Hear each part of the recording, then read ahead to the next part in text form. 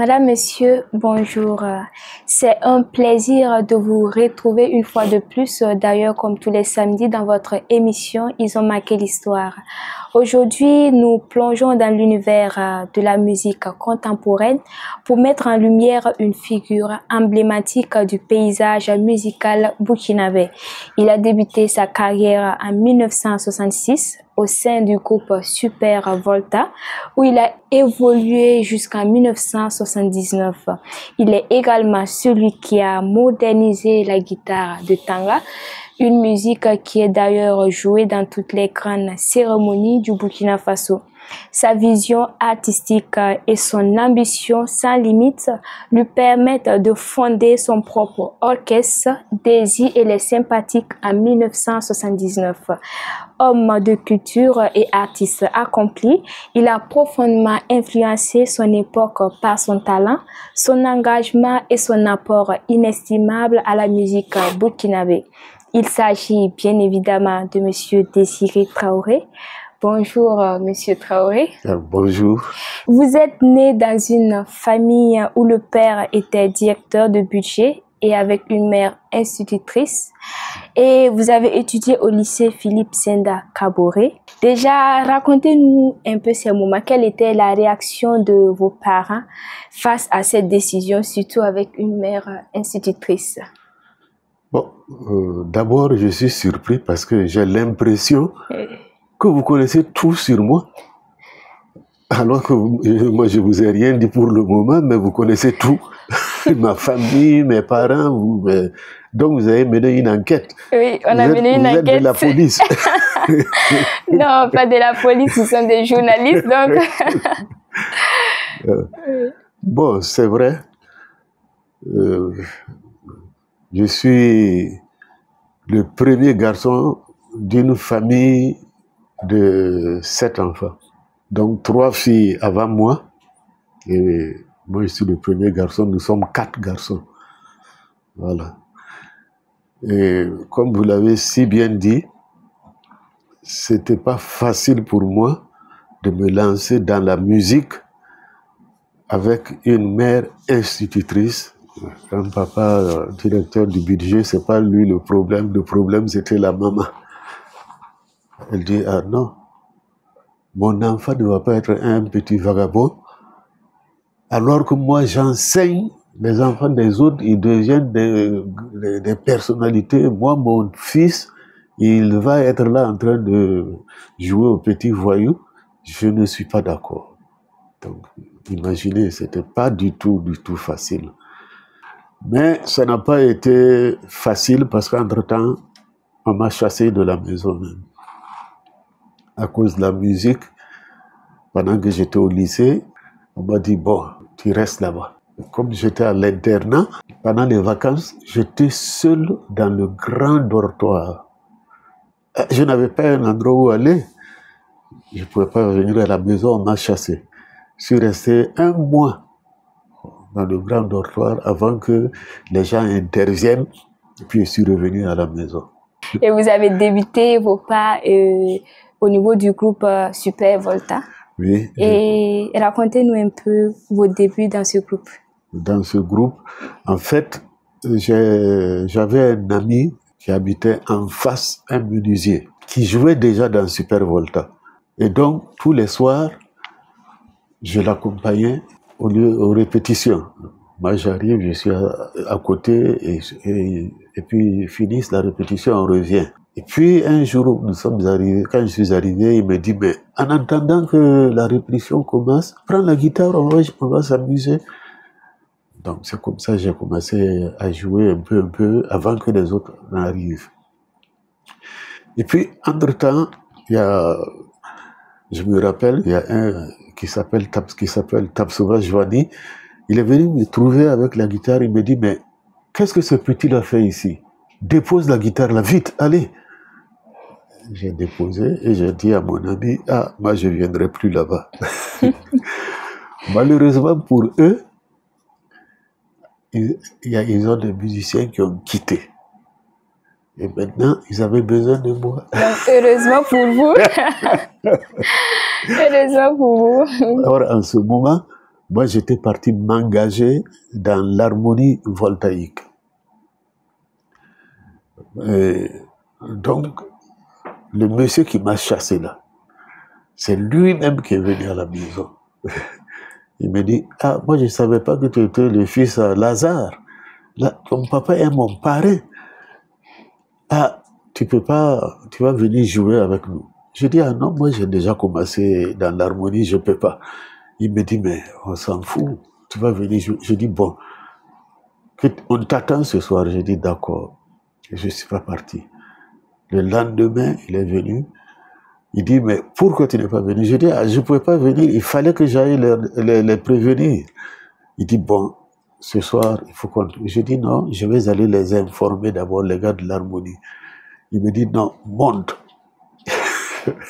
S'ils ne te voient pas, ils sauront que tu n'es plus là-bas. Donc, c'est devenu la force maintenant, quoi. Voilà. On ne demande plus votre avis. Voilà. C'est comme ça. Et comme j'avais mon ami qui était là-bas, bon, c'est ainsi que je suis allé commencer. Je faisais l'accompagnement.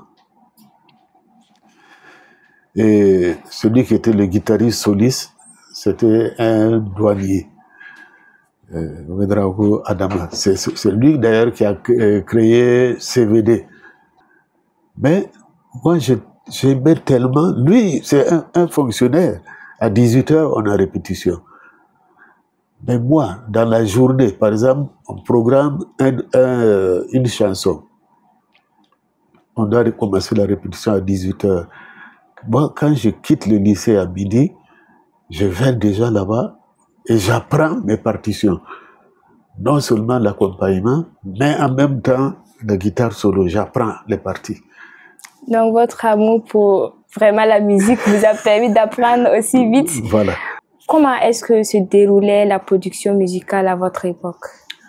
Il y a eu un moment, c'est la radio, quand on voulait faire un enregistrement, on installe les instruments, et puis il y a un magnétophone c'est-à-dire stéréo. Il n'y avait pas le système, non, c'est un magnétophone stéréo. On essaie de régler tout, et puis vous jouez ensemble. Si un se trompe, on recommence à zéro. Vous recommencez jusqu'à ce que ce soit parfait. C'était pas facile parce que tu peux bien jouer tout de suite dans un truc et toi tu es content, mais il y a quelqu'un qui s'est trompé, on dit ah on recommence tout. Mais c'est pas sûr que tu vas pouvoir jouer ce que tu viens de faire. Surtout quand ce sont des improvisations ou des solos. C'est comme ça on faisait. Et quand moi j'ai eu un magnétophone Revox, c'était stéréo, c'est moi qui faisais les enregistrements. On part à la maison du peuple, la nuit, on installe les instruments, on règle tout, comme c'est calme, et on enregistre. Mais par la suite, vous avez quitté le groupe Super Volta. Et quelles sont les raisons qui vous ont poussé, puisque de 1966 à 1979 que vous avez quitté, quelles sont les raisons qui vous ont motivé à quitter ce groupe? On faisait les répétitions tous les soirs à partir de 18h. Il y a eu un moment, on arrive, les musiciens ne sont pas tous présents. Donc, on ne peut pas répéter. Un mois, on n'arrive plus à apprendre quelque chose de nouveau parce qu'il y a toujours des absents. Moi j'ai fait convoquer des réunions et je leur ai dit plusieurs fois, je dis, ah, un groupe, un orchestre qui ne répète pas, mais ce n'est pas un orchestre. Comment on va faire? Ah non, on a compris, ça va changer. Ça continue.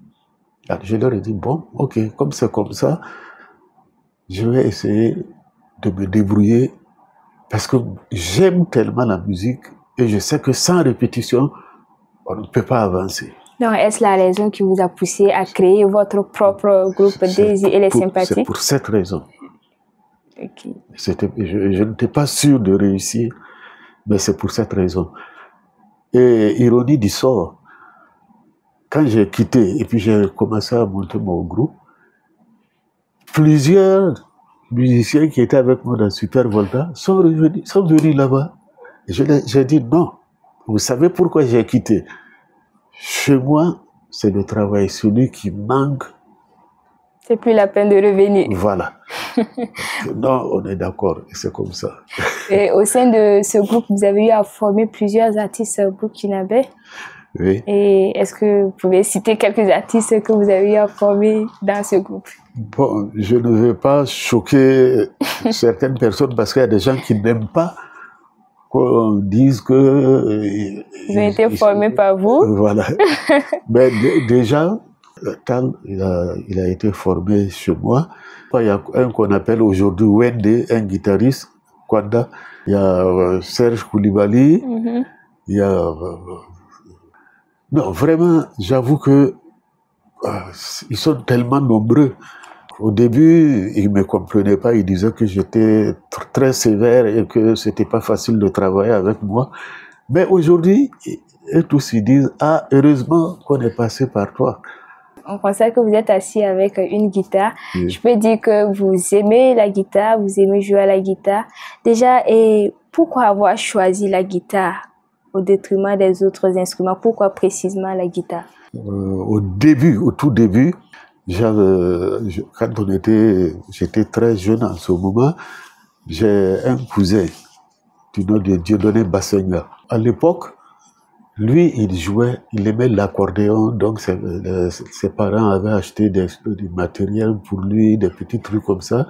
Et puis, il a dit, ah, on va créer un orchestre familial. Il dit, ah, toi, Désiré, tu vas jouer la guitare basse. Telle personne va faire telle chose, telle chose. J'ai dit, bon, je n'avais jamais touché à une guitare. Donc, comme on a dit que c'est l'orchestre familial qu'on va créer, et moi, je vais faire la guitare basse, je dis, ok, il faut que je commence à apprendre. C'est comme ça, et ça m'a passionné. Et finalement, cet orchestre familial n'a jamais vu le jour, et ils ont abandonné, et moi, je suis resté accroché à la guitare. C'était pas facile. Effectivement, votre amour pour vraiment la guitare vous a permis de reprendre la guitare de Tanga, de moderniser ça. Déjà, c'est quoi la guitare de Tanga? La guitare de Tanga, à ce moment, j'étais toujours dans Super Volta. Et il devait avoir un concours des orchestres à la Maison du Peuple. Et nous, on s'est inspiré sur le regard sur le passé du Bembeya Jazz. On a voulu faire une chanson dans ce genre, c'est-à-dire long avec un récital et tout ça. Et moi, j'ai dit aux musiciens, puisque j'aimais écouter la musique traditionnelle, j'aimais beaucoup écouter ça.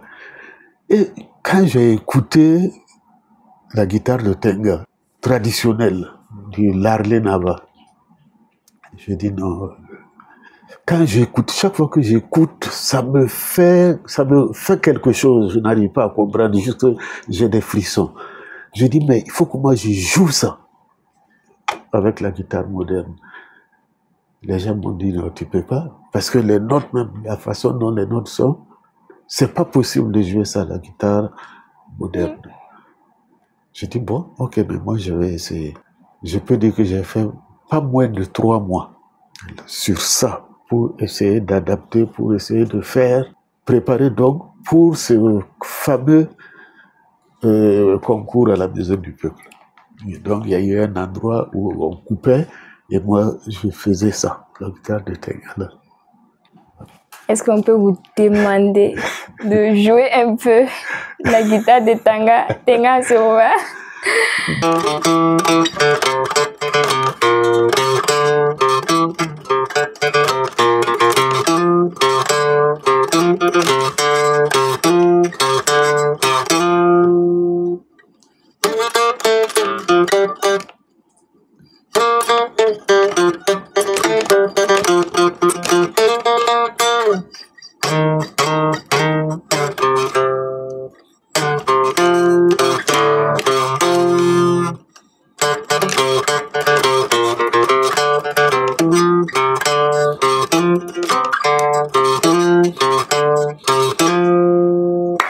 Monsieur Désiré Traoré, on peut dire qu'au temps de la Révolution, Sankara, il a été quelqu'un qui aimait vraiment la musique.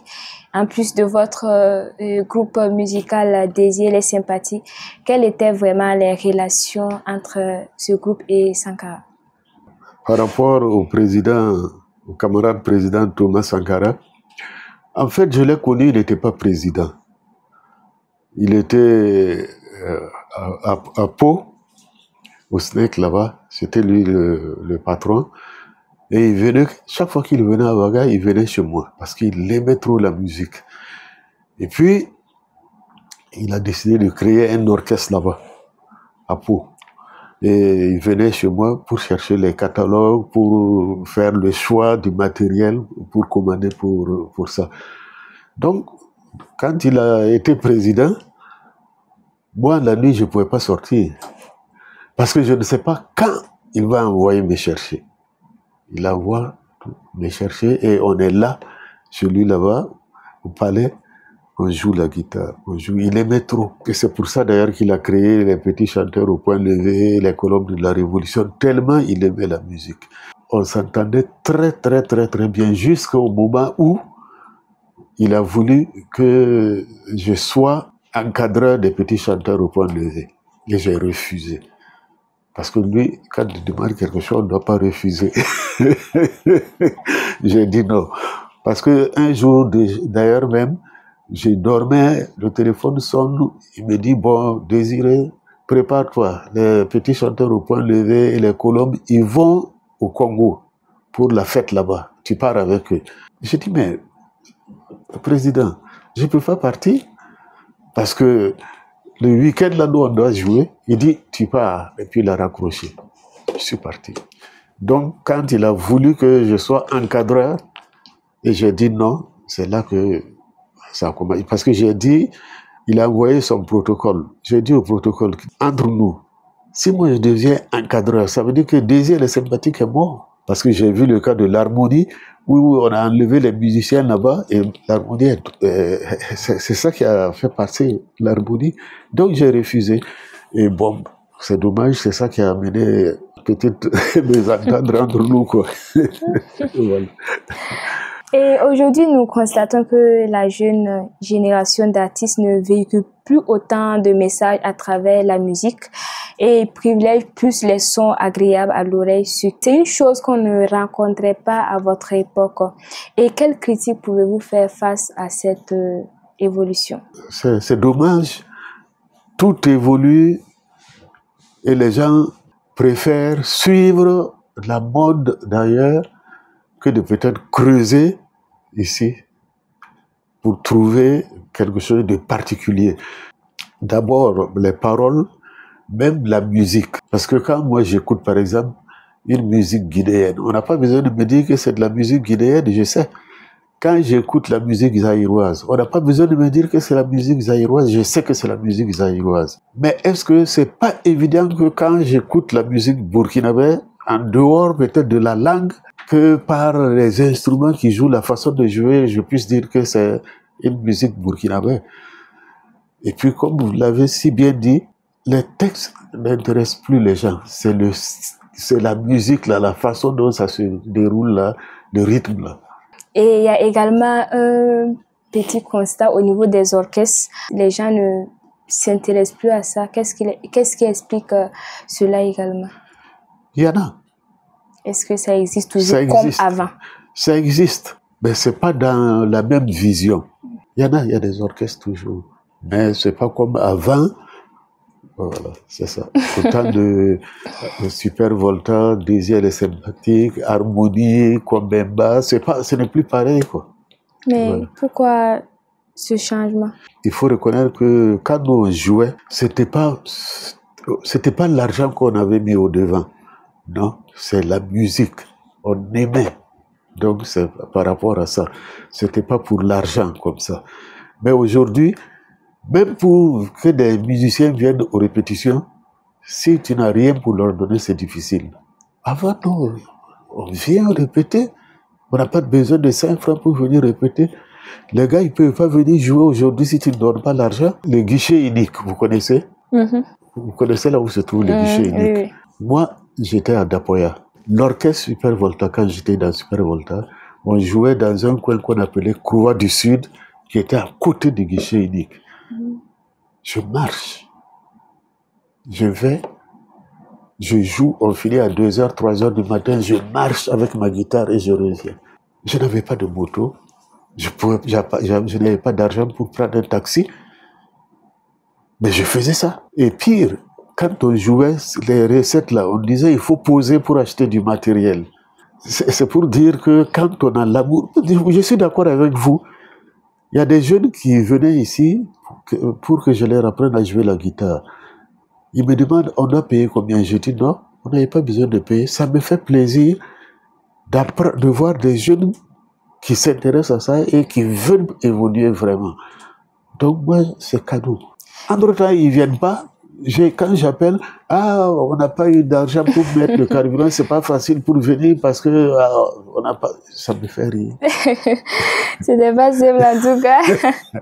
Est-ce qu'avec plus de 50 ans de carrière, est-ce que vous pouvez dire aujourd'hui que vous avez atteint vos objectifs?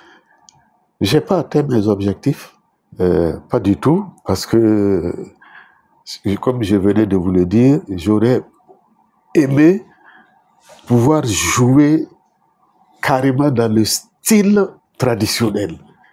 Sur la guitare moderne, tous les trucs que je fais, j'aurais voulu créer un style à moi dans le style traditionnel, jouer avec ma guitare. Mais je n'ai pas réussi. Et je suis désolé, je suis obligé d'ouvrir une petite parenthèse. Par exemple, actuellement, ma carrière a pris fin avec le 31 octobre, l'insurrection. Tout mon matériel a été brûlé au siège du CDP parce qu'on devait jouer là-bas pour animer. Donc, tout le matériel, tout l'orchestre a été saccagé, emporté. Et donc, depuis ça, l'orchestre Désir et Sympathique n'existe plus. Voilà. Mais vous n'avez pas essayé de faire renaître l'orchestre? Mais c'est pas facile, puisque, comme vous venez de le dire, c'est pour pouvoir avoir ce matériel, ça n'a pas été facile et c'était long. Aujourd'hui, je vais m'adresser à qui pour avoir la possibilité. C'est ça aussi les débats, je dis, c'est pas simple. Bon. Et après avoir tant donné pour la culture, vous avez le sentiment que vous êtes récompensé à la hauteur de ce que vous avez fait pour le pays. Est-ce que vous avez ce sentiment? Je ne peux pas dire que j'ai été récompensé. De toute façon, je n'attendais rien de l'État.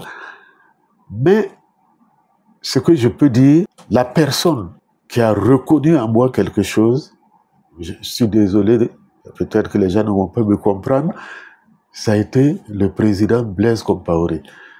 C'est le seul qui a réagi par rapport à ce que je faisais sur le plan culturel, qui m'a quand même soutenu. C'est le seul, parce qu'il a dit « c'est très bien ». Au moins, j'ai été décoré sous le ministre, quand c'était M. Mamoudou, qui était ministre de la Culture, j'ai reçu une décoration. Grâce à cette musique-là, j'ai eu une femme formidable. Et j'ai eu une femme, c'est dans la musique qu'elle m'a connue. Vous avez trouvé votre fleur dans le jardin. À la maison du peuple, je jouais, et puis il y a une jolie qui est descendue, venue me donner de l'argent, et puis c'est parti. Ouais. Et elle est là jusqu'à présent. Malgré toutes les difficultés qu'elle a traversées avec moi, elle est restée stoïque et elle est là avec moi. Nous arrivons pratiquement vers la fin de notre émission. Est-ce que vous avez un conseil à donner à ces jeunes artistes, à la jeune génération? C'est qu'il faut que nos artistes songent à faire quelque chose qui va refléter vraiment la culture burkinabé. Il ne faut pas prendre un fond musical d'ailleurs et puis mettre des paroles là-dessus. Et puis si on enlève les paroles, on ne reconnaît pas. Il n'y a pas quelque chose de burkinabé. il faut que les gens travaillent. Et que ça, ce sont les instrumentistes qui peuvent le faire. Les chanteurs, quant à eux, je leur demanderais de trouver des textes qui éduquent. Et madame, monsieur, nous étions avec monsieur Désiré Traoré, un homme qui a vraiment contribué à marquer l'histoire de la culture burkinabé, que nous tenons ici à remercier pour le temps accordé. Et merci également à vous de nous avoir suivis. On se donne rendez-vous le samedi prochain pour un nouveau numéro. Restez toujours connectés sur Fadima Web TV.